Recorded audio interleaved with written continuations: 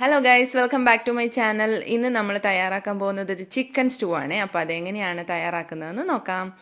ആദ്യം നമ്മൾ കുറച്ച് അതിനാവശ്യമായിട്ടുള്ള വെജിറ്റബിൾസ് ഒക്കെ എടുത്തിട്ടുണ്ട്. അതായത് വെജിറ്റബിളായിട്ട് നമ്മൾ എടുത്തിരിക്കുന്നത് ക്യാരറ്റും അതുപോലെ തന്നെ സവോളയും ഒക്കെയാണ് എടുത്തിരിക്കുന്നത്. സവോള ചെറിയ പീസുകളായിട്ട് ഞാൻ കട്ട് ചെയ്യുവാണ്.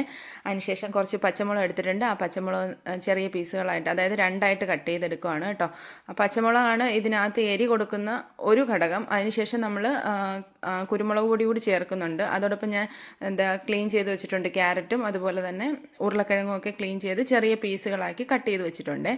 അതിന് ശേഷം ഇഞ്ചിയും കൂടി ഞാൻ ചെറിയ പീസുകളാക്കി കട്ട് ചെയ്യുകയാണ് കേട്ടോ. അതുപോലെ വെളുത്തുള്ളിയും കൂടി രണ്ടായിട്ട് കട്ട് ചെയ്ത് വെച്ചിട്ടുണ്ട്.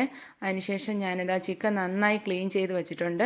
ക്ലീൻ ചെയ്ത് വെള്ളം തോരാൻ വേണ്ടി വെച്ചതാണ് കേട്ടോ. അതിനുശേഷം ഒരു കുക്കർ എടുക്കുക. കുക്കറിൻ്റെ ഉള്ളിലേക്ക് നമ്മൾ ചിക്കൻ ഇട്ട് കൊടുക്കുക. ചിക്കൻ ഇട്ടതിന് ശേഷം നമ്മൾ കട്ട് ചെയ്ത് വെച്ച വെജിറ്റബിൾസ്, അതായത് കുറച്ച് ഇഞ്ചിയും വെളുത്തുള്ളിയും ഞാനിപ്പോൾ ചേർക്കുന്നില്ല. അതോടൊപ്പം കുറച്ച് തക്കാളി ചേർക്കുന്നുണ്ട്. ഞാൻ സ്റ്റൂ ഉണ്ടാക്കുമ്പോൾ തക്കാളി ചേർക്കാറുണ്ട് കേട്ടോ. കുറച്ച് മാത്രം തക്കാളി, അതുപോലെ തന്നെ ക്യാരറ്റും നമ്മൾ കട്ട് ചെയ്ത് വെച്ച പൊട്ടറ്റോയും കൂടി ഇതിൻ്റെ ഉള്ളിലേക്ക് ചേർക്കുന്നുണ്ട്. കുറച്ച് പച്ചമുളക് കൂടി ചേർത്ത് കൊടുക്കുന്നുണ്ട്. അതോടൊപ്പം തന്നെ കുറച്ച് മഞ്ഞൾപ്പൊടിയും കൂടി ചേർക്കുന്നുണ്ട് കേട്ടോ. മഞ്ഞൾപ്പൊടി ചേർക്കുന്നതെന്ന് പറഞ്ഞാൽ എല്ലാ കറിക്കും മഞ്ഞൾപ്പൊടി ചേർക്കുന്നത് എനിക്ക് ഇഷ്ടമായതുകൊണ്ടാണ് കേട്ടോ ഞാൻ മഞ്ഞൾപ്പൊടി ചേർക്കുന്നത്. അതുപോലെ കുറച്ച് ഉപ്പും കൂടി ചേർക്കുക.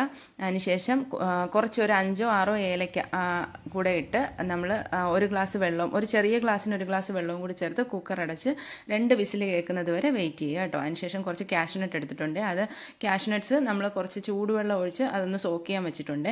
അതിനുശേഷം ഞാൻ തേങ്ങ തിരുമ്മി എടുക്കുകയാണ് കേട്ടോ. അതായത് തേങ്ങാപ്പാൽ തയ്യാറാക്കാൻ വേണ്ടിയിട്ട്. അതിനുശേഷം ഇത് വെന്തിട്ടുണ്ട്.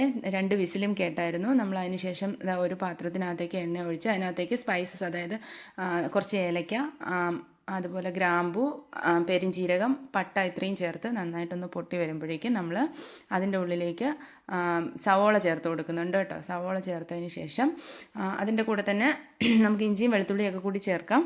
ഇഞ്ചിയും വെളുത്തുള്ളിയൊക്കെ ചേർത്ത് നന്നായിട്ട് മിക്സ് ചെയ്യുക. ലേശം ഉപ്പ് കൂടി ഇട്ടിട്ടുണ്ട്.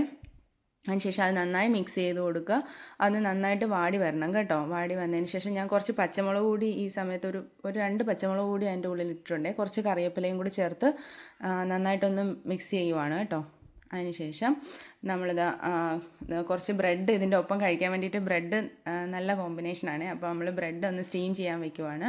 ബ്രെഡ് സ്റ്റീം ചെയ്യുന്നതെന്ന് പറഞ്ഞാൽ നല്ല സോഫ്റ്റായിട്ട് കിട്ടും ബ്രെഡ്. അതോടൊപ്പം സ്റ്റൂവിനോടൊപ്പം നമുക്ക് കഴിക്കാനും ഭയങ്കര ടേസ്റ്റ് ആയിരിക്കും ബ്രെഡോ അപ്പോൾ അതുപോലെ നെയ്ച്ചോറ്, അതൊക്കെ ഇതിൻ്റെ കൂടെ കഴിക്കാൻ നല്ല ടേസ്റ്റാണ്. അപ്പോൾ നമ്മളിത് കുറച്ച് കുരുമുളക് പൊടി, ഇതിൻ്റെ അതായത് ആവശ്യത്തിനുള്ള കുരുമുളക് പൊടി, എല്ലാവരുടെയും എരിക്കനുസരിച്ചുള്ള കുരുമുളക് പൊടിയും അതുപോലെ തന്നെ ഗരം മസാലയും കൂടി ചേർത്ത് നന്നായി മിക്സ് ചെയ്തെടുക്കുക.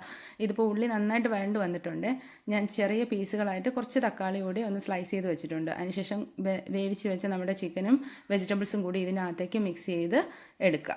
നന്നായിട്ട് മിക്സ് ചെയ്തെടുക്കുന്നുണ്ട്. ഒത്തിരി അങ്ങ് മിക്സ് ചെയ്ത്, കാരണം അത് ഉടഞ്ഞു പോവും. അതോടൊപ്പം തന്നെ നമുക്ക് തേങ്ങയുടെ 2ാം പാലും കൂടി ഈ സമയത്ത് ചേർത്ത് ഒന്ന് തിളപ്പിച്ചെടുക്കുക. കുറച്ച് മല്ലിയിലയും കൂടി ആ സമയത്ത് ചേർക്കുന്നുണ്ട്. അതോടൊപ്പം തന്നെ കുറച്ച് നമ്മൾ ഈ ഗ്രൈൻഡ് ചെയ്ത് വെച്ച നമ്മുടെ കാഷ്നട്ട്സും കൂടി അതിൻ്റെ ഉള്ളിലേക്ക് ഇട്ട് കൊടുക്കുക. കുറച്ച് മല്ലിയിലയും ചേർത്തു. സ്ലൈസ് ചെയ്ത് വെച്ച ടൊമാറ്റോ ഈ സമയത്ത് നമുക്ക് അതിൻ്റെ മുകളിലേക്ക് ഇങ്ങനെ, ഞാൻ വെറുതെ ഇട്ടതാണ് കേട്ടോ, എങ്ങനെ വേണമെങ്കിലും ഇട്ട് കൊടുക്കുക, നിങ്ങളുടെ ഇഷ്ടത്തിനനുസരിച്ച് ഇടാം. അതിനുശേഷം അതൊന്ന് നന്നായി തിളച്ച് വന്നതിന് ശേഷം ആ തക്കാളിയൊക്കെ ഒന്ന് ചെറുതായിട്ടൊന്ന് വേഗം, അതിന് ശേഷം നമ്മൾ 1ാം പാൽ കൂടി ചേർത്ത്, 1ാം പാൽ ചേർത്ത് കഴിഞ്ഞാൽ അത് നന്നായിട്ട് തിളയ്ക്കാൻ പാടില്ല, കുറച്ചൊന്ന് ചൂടായാൽ മതി. അതിനുശേഷം നെയ്യ് കൂടി ചേർക്കുക. ഇപ്പോൾ ബ്രെഡ് തയ്യാറായി വന്നിട്ടുണ്ട് കേട്ടോ. അപ്പോൾ ഇതിനോടൊപ്പം ബ്രെഡ് കൂടി ചേർത്ത് ഞാൻ കഴിക്കാൻ പോവുകയാണേ. അപ്പോൾ വീഡിയോസ് കണ്ട് നോക്കിയിട്ട് നിങ്ങൾക്ക് ഇഷ്ടപ്പെടുകയാണെങ്കിൽ സപ്പോർട്ട് ചെയ്യുക. അതോടൊപ്പം തന്നെ നിങ്ങൾ ഇതൊന്ന് ട്രൈ ചെയ്തുകൂടി നോക്കണം കേട്ടോ. അടുത്ത വീഡിയോയിലൂടെ കാണുന്നത് വരെ ബൈ.